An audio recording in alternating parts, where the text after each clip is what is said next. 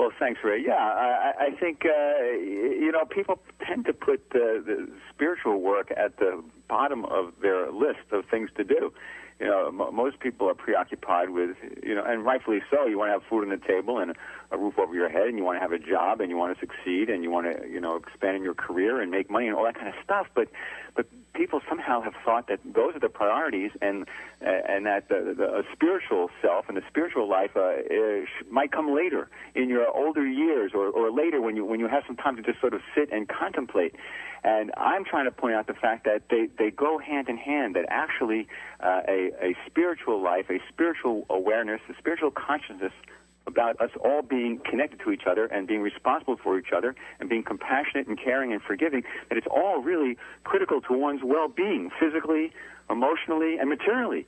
That's the whole twist to what I'm trying to get across to people, is that when you start to get out of yourself and be really loving and generous, estimable acts of kindness to others, you will see the world cooperating with you in all sorts of magnificent ways. Success and prosperity and that roof over your head and that food on your table is just going to get better and better. Why is it important to not place conditions on our choices and actions while practicing the forgiveness diet? Okay, when you place conditions on anything, then you're not really doing it. You're not really doing the job. Conditions are judgments.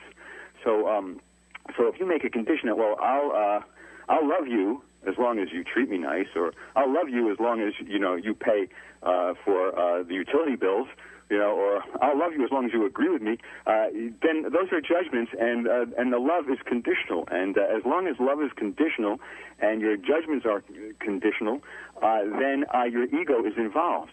And if your ego is involved, then you're really, what you're talking about being is very self-serving. And if you're self-serving and you're putting your interests basically above others with these conditions you set, the subconscious mind goes, see?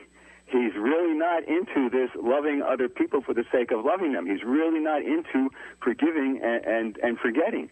He's still keeping a scorecard. He's still competitive. He still has his needs above someone else. So he really doesn't deserve the success he says he does. And I'm not going to give it to him.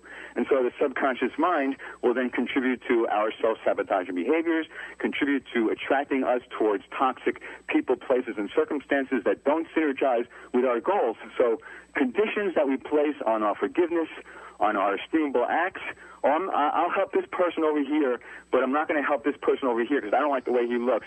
That's a judgment. That's going to sabotage your efforts at this whole forgiveness diet, sabotage your efforts at getting the subconscious mind to work with you rather than against you.